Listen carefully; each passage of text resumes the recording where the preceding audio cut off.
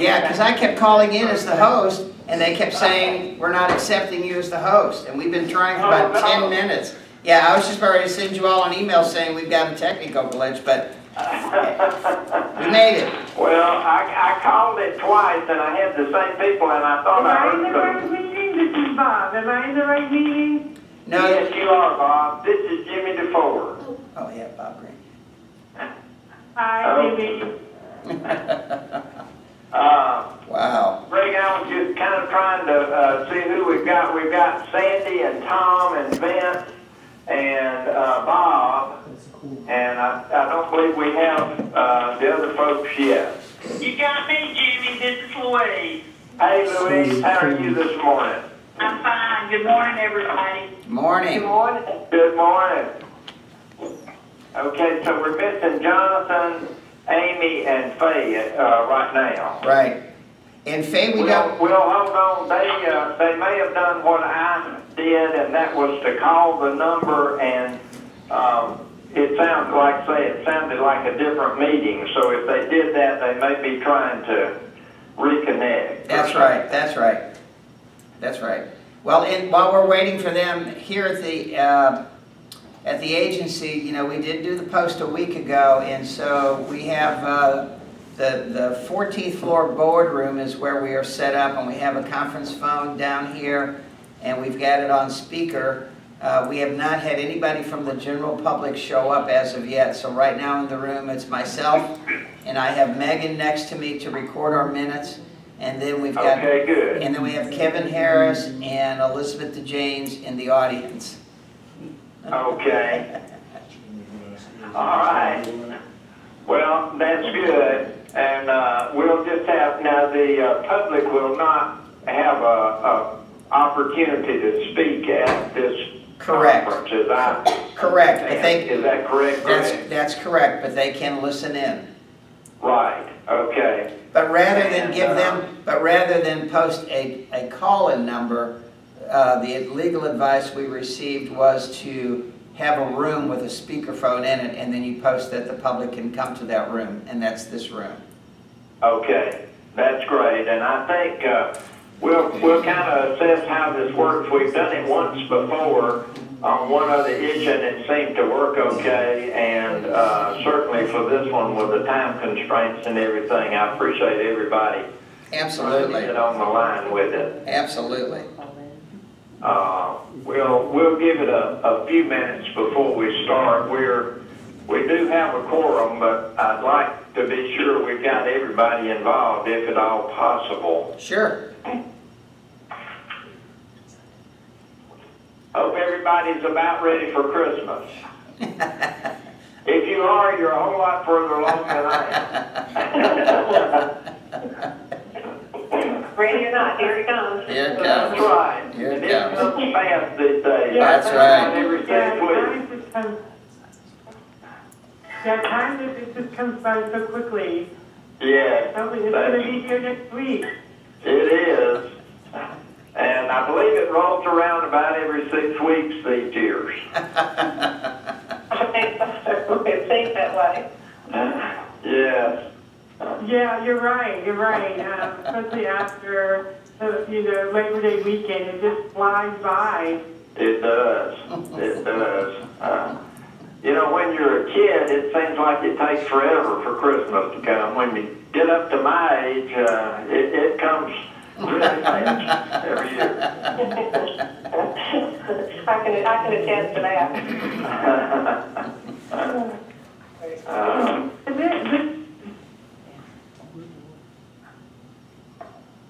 Are y'all? Hi, Jimmy, this is the interpreter speaking. If everyone could do the interpreter a favor and just say their name before they speak, that would be great. So that Okay. Bob would understand. Perfect. And I'll reiterate that after we do start formally, and hopefully we'll have the other folks in. But that, did everybody get that? If you'll say your name before you make a statement, it will help with taking the minutes, as well as being sure everyone is fully aware of who is speaking. So we'll ask that we all try to do that. Yeah. I'm going to wait about 5 minutes if y'all feel like that's appropriate, and we'll go ahead at 10:15 and start. So, Okay, that's fine.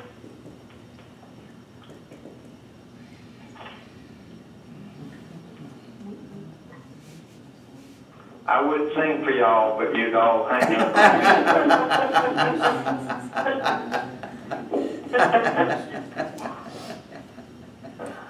Don't do it until you want the meeting to adjourn, Jimmy. That's right.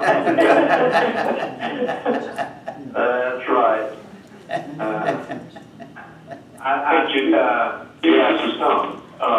Just wanted to, before we get into the formal meeting, wondered if I could ask something that Greg might want to respond to about the process of this specific process about approving the combined plan, but also about the development of the plan itself and who all was consulted. Would that be something we should talk about before we get into the formal proceeding, or could we save that?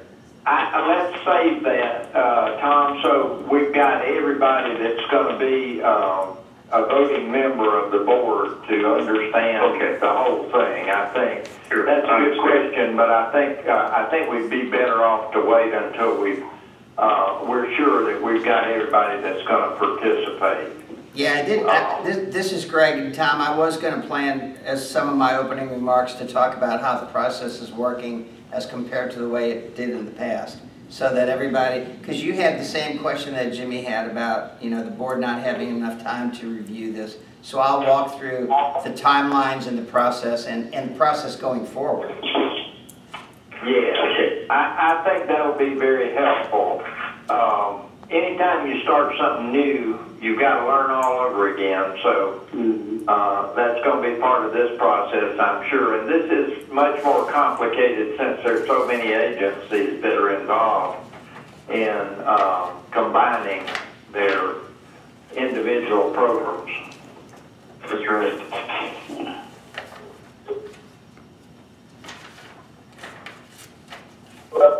5 minutes is like Christmas. Did we just pick up somebody new? Yes, Amy Odell. Sorry for being a little tardy.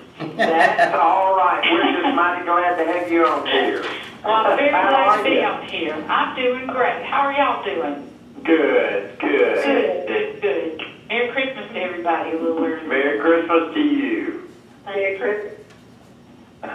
I was waiting until 10:15, Amy, and I was just about to say that 5 minutes is what we decided we would go ahead and wait because Faye is not on yet, nor Jonathan.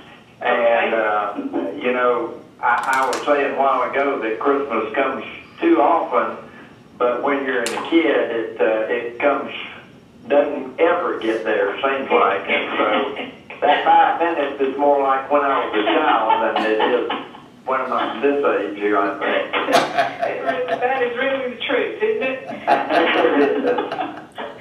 I have to get my brain to really kick in when we're doing a conference call because I'm trying to visualize all the people that I'm really talking to, but I just have a hard time.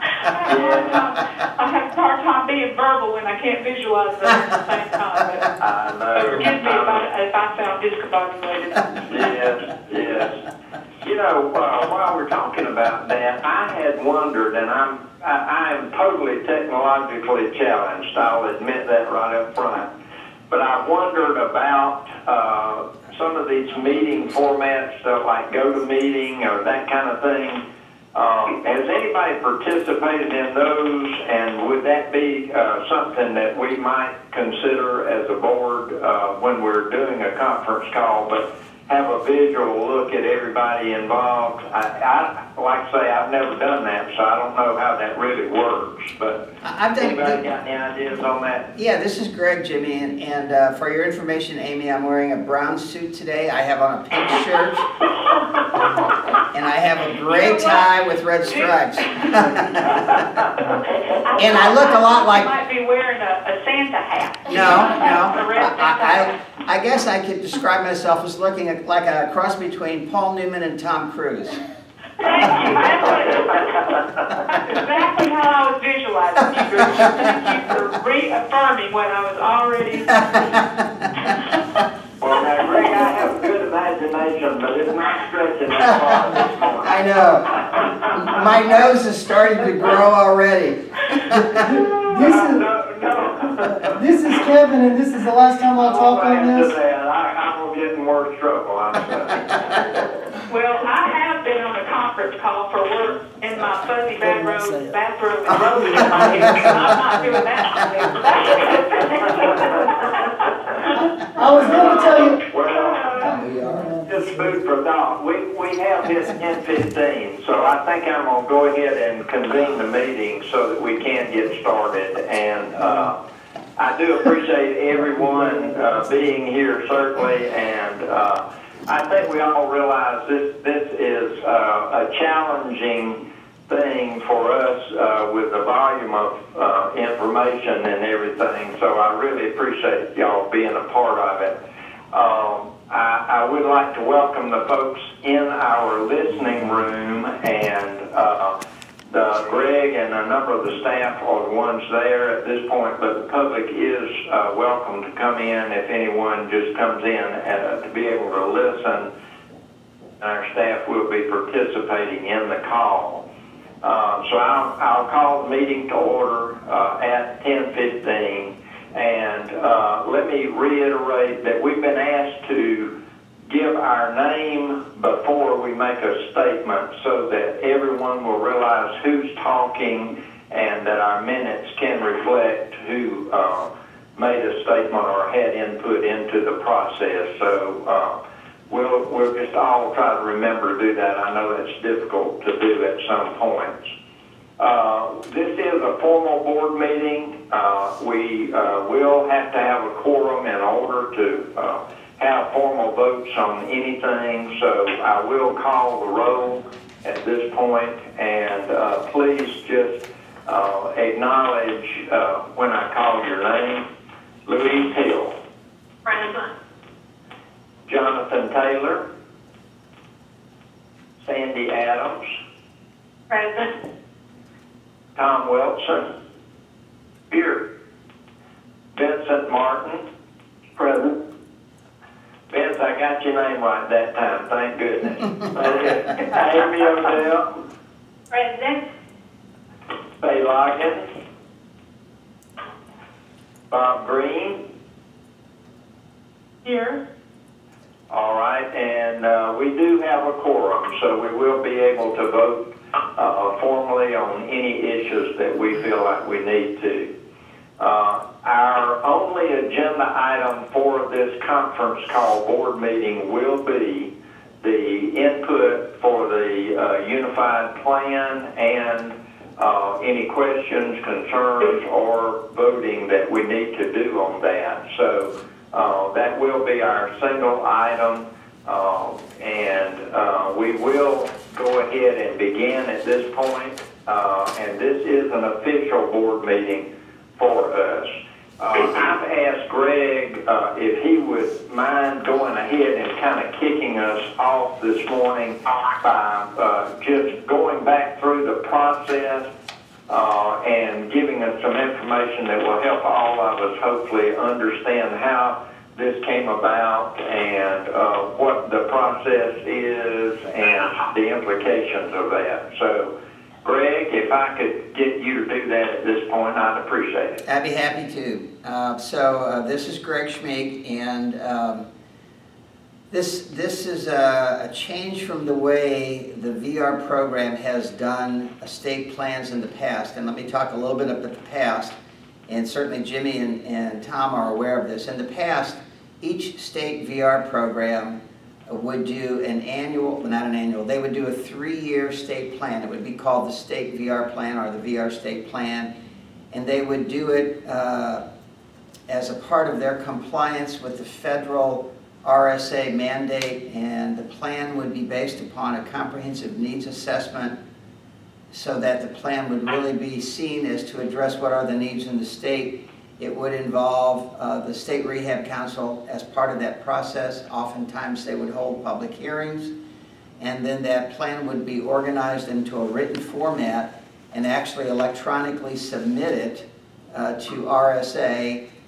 approved at the RSA level, which is our federal agency, and then once approved by the RSA, that would be the VR program's formal plan for the subsequent 3 years. And then each year, the VR program would do an amendment to that 3-year plan, kind of updating it as they went year by year, and then they would do another 3-year plan at the end of that 3-year cycle. With the passage of the Workforce Innovation and Opportunity Act in 2014, that basically eliminated the old state VR plan and eliminated the process of how that was done. And they changed it, and the change includes some really significant different elements. So the first change is that the VR program in each state does not submit a plan in isolation. VR now becomes part of a state plan that is a plan that incorporates the 4 core partners that are identified through the new law. The 4 core partners are workforce development in the state, the Department of Labor in the state, adult and technical education in the state, and the VR program in the state. And part of that change was also that workforce development becomes the lead entity in organizing and putting the plan together. And every state now has 2 options. They either do what is called a unified state plan or a combined state plan. And in the case of Georgia, Workforce Development, as the lead entity, decided on a unified state plan as the version they were going to adopt. To just talk about those 4 entities again, just to make sure the board is clear. So Workforce Development is currently in our state, it's the actual title, it's the Division of Workforce Development, which sits under the Department of Economic Development in our state. Obviously we have the Georgia Department of Labor, and then Adult and Technical Education falls under the Technical College System of Georgia. And then obviously the VR program falls under GVRA. So those are the 4 entities. Whether it's a combined state plan or a unified state plan, the initial plan is due in March of 2016 with a starting date of July 1, 2016. And like the past VR plan, it's a 3-year plan, and I assume there will be amendments to the plan. One difference is that opposed to VR submitting it through the VR director to RSA, this plan is actually submitted by the governor of the state. And the plan is submitted to both the U.S. Department of Education, which is the federal agency that RSA sits in, as well as the United States Department of Labor. To be approved, both secretaries, Secretary of Department of Education and U.S. Secretary of Education, must approve the plan. So no state, as of yet, has gone through this process.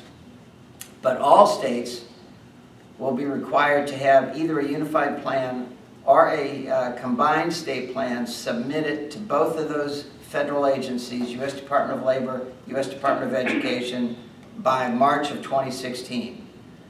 So the process that actually took place was that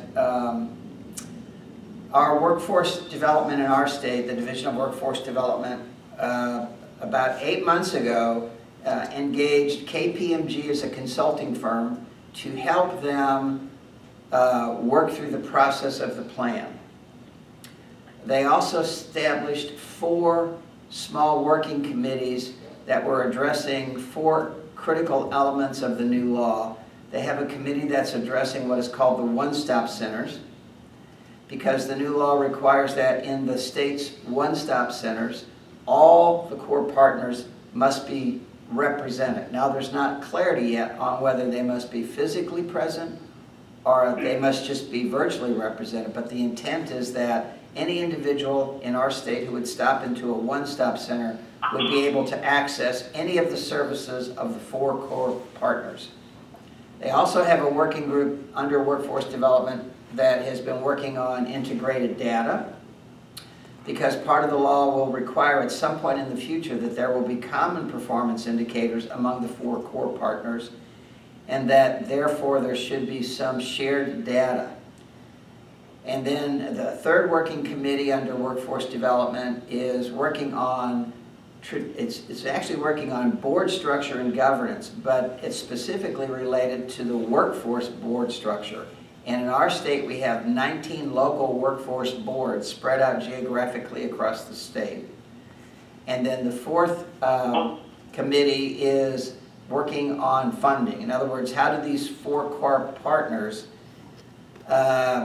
what portions does each of the partners pay for? How do they pay for? How are things funded? How is money moved back and forth?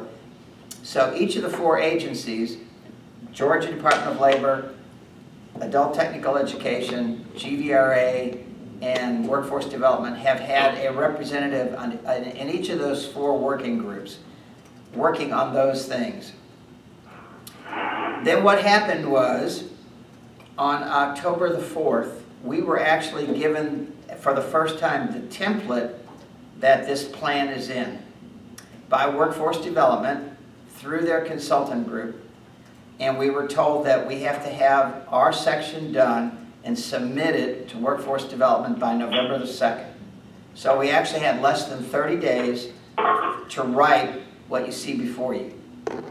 So we had a very specific template that was dictated by the feds. This is the template that the VR section has to follow.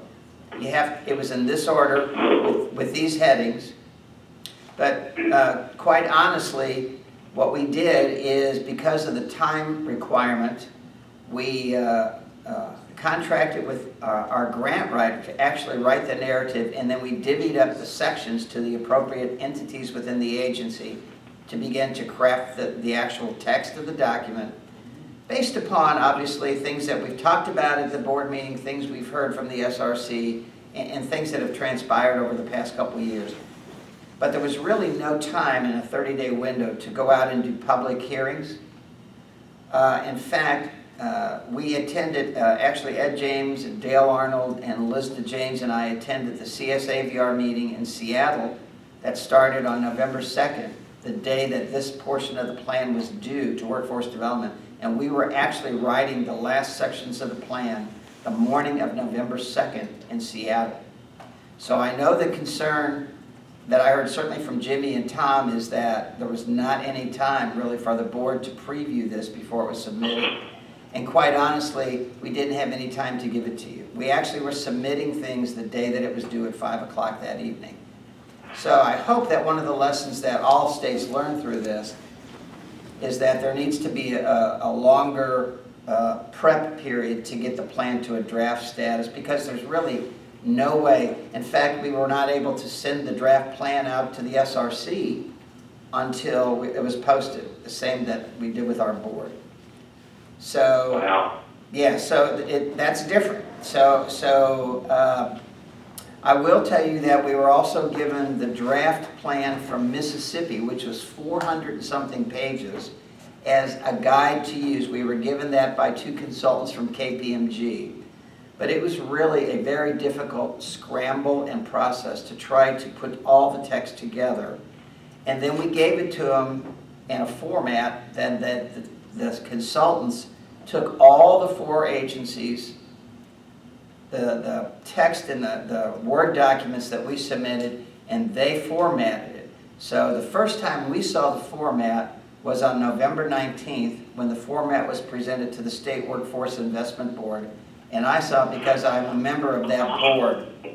It was submitted to that board on November 19th at a formal State Workforce Investment Board meeting for them to approve posting this draft plan for our 30-day public comment period.